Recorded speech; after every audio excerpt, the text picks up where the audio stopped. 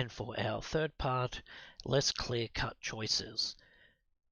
And with the personality where we have emotional, logical, casual, and professional, we have many more situations where we don't always have a clear-cut best option, where we may have to choose between two pathfinders for the Asari or the Turians or the Solarians, or between a ethical quandary about helping the Angaran AI. There is very few instances where anything is clearly the best choice. There are always pros and cons where someone will benefit and someone will not, and being able to worry over those decisions, thinking what would be the best situation here, whether you exile or kill a criminal, where exiling you may see them have a they may live but have a worse off life because of it and being rejected, and killing them you may set the standard that you may seem very callous and cold in killing someone for a relatively minor crime. I think having more of these subtle decision making choices that are not just good or bad, but being able to really rack your brain over, I wonder what would be the best option for me and what would be the best personality showing for my rider if, or my shepherd if brought into the original series, in that it's not just, oh well, this is the paragon option, I have to pick it. You sit down and think, okay, in doing this I may be benefiting the Krogan but alienating um, the Solarians, such as the choice in Mass Effect 3 when the Solarian Delatras wants you to betray the Krogan in curing the genophage, which is probably the closest thing I could say that existed in the earlier series, but was one of very few instances where that had to happen. But I think we could engage into those sort of choices a lot more frequently and bring in much more personality and individualism into the series. The second point I would like to bring up is mission variety. While most missions in the game are your standard cover-based shooter missions, it was nice to see a couple of missions come in that were not just the standard shoot, shoot, shoot, specifically with Thane and Samara's loyalty missions, having Thane tracking the politician and then talking down Koyat from killing the senator, and Samara in the bar trying to track down Morinth and provide that air of mystery where she'd be interested in you, and then surviving her attempts to corrupt you and being able to talk her down before the final choice presents itself, for me was a nice change of pace from the standard combat, and I think we could do with a few more situations where it is all about dialogue and diplomacy rather than just your ability in combat. As previously mentioned, the Firewalker DLC platforming and almost like an escape chase in one part was a good um, escape from the regular variety of just running and gunning. And for me, we just need small things like that to break up the pace here and there just to make things a little bit more fun. Specifically mentioning something from Mass Effect 3, when we can get in charge of the mechs and drive them for a little bit, provides that little bit extra, oh, this is something different, and provides just that small change of pace that breaks up the otherwise monotony of the regular sort of missions. It's standard. Specifically, I'm going to use examples of Garrus from Mass Effect 1 and 2, which will follow. Additionally to that, Morden I found to have an excellent amount of dialogue, writing, and ability to be acted. Out of specifically for Mass Effect 2 characters, Jacob was definitely the weakest. A lot more work should have been given to his character, but that's where we ended up. Mass Effect 3, James and Steve I found were two of the most interesting in that, where being able to go down and listen to them in the cargo hold was definitely the standard of quality which should have been established for much more characters within that game. In terms of Mass Effect Andromeda, we had Drac, PB, and Jarl tended to be the better characters we could talk to, which reminded me of Mass Effect 2's quality, while Cora and Vetra had interesting parts, definitely needed much more work in order to become excellent, and Liam, suffering the same thing as Jacob, was just incredibly boring and lackluster as a written character and really needs some rework in order to make it viable as a better squad mate. Okay, now we're going to talk to Garrus for a little bit, just to see the quality of standard of voice acting from Mass Effect 1 to Mass Effect 2.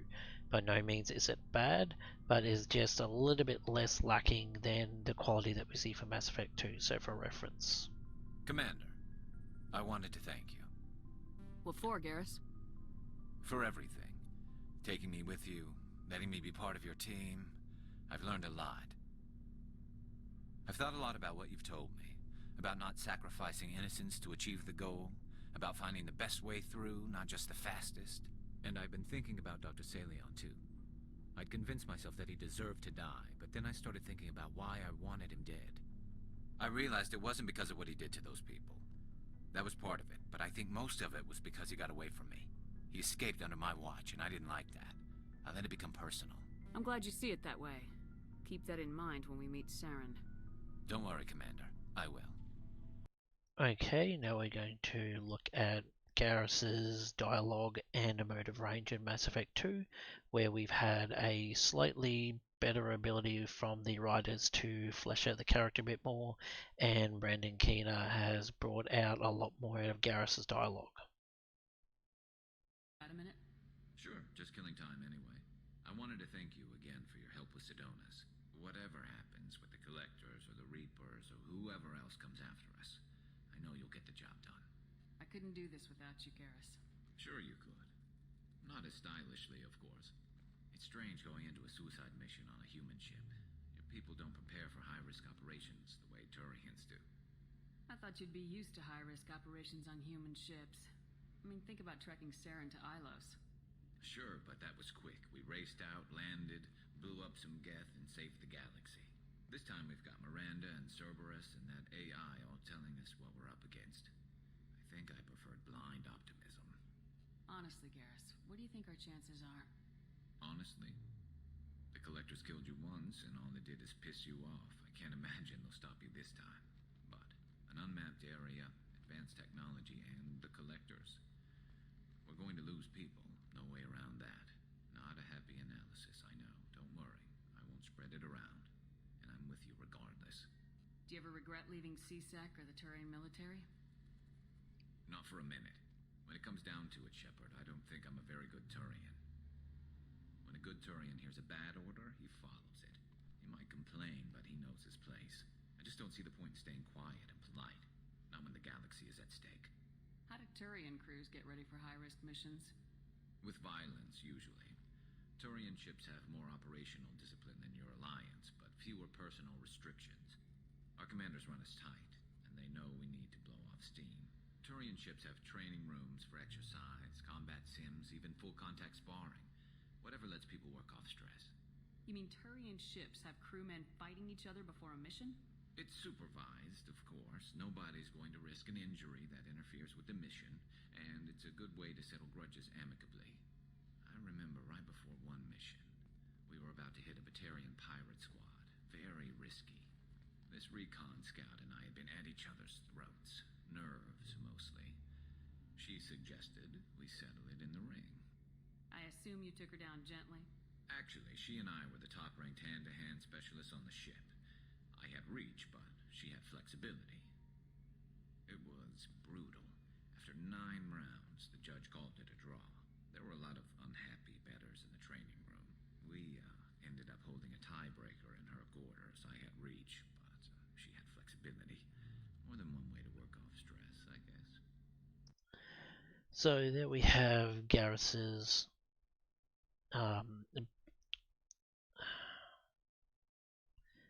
there we have Garrus being able to be more expressive and more emotive, and while it's subtle, we get to see much more of his character and more strength from Brandon Keener to really bring Garrus to the forefront where the level of the dialogue should be, not where we see it in a lot of games that is very flat and unengaging.